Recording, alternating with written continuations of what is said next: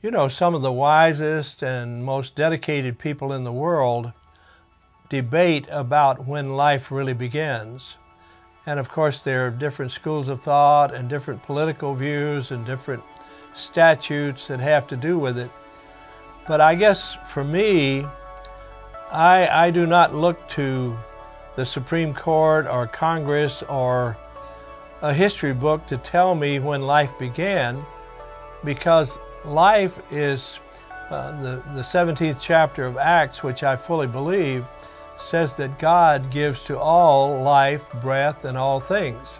And so if God is the giver of life and the initiator of life, then He would be the one that would explain when life begins.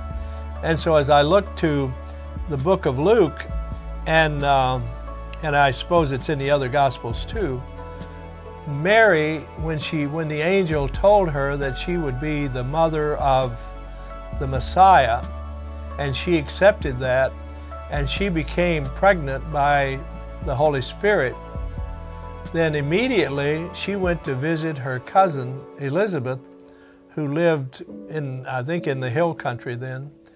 And so Mary was pregnant less than a month, probably more like 2 weeks, when she walked into the residence of Elizabeth.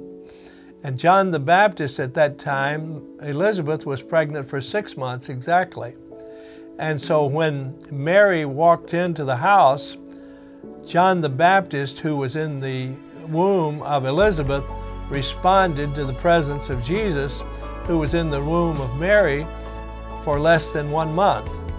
And it was so powerful that Elizabeth was inspired to testify of what was happening, and then Mary also testified. And so without stating any kind of argument, the inspired writer clearly showed that in the life of Jesus, His life had already begun, and He already had spiritual power, and His promise was so powerful that John the Baptist, who was to be His forerunner 30 years later, was moved in the womb of Elizabeth to respond to His presence. So that's kind of where I look for the beginning of life, is at conception, whether it's by the Holy Spirit or by earthly parents.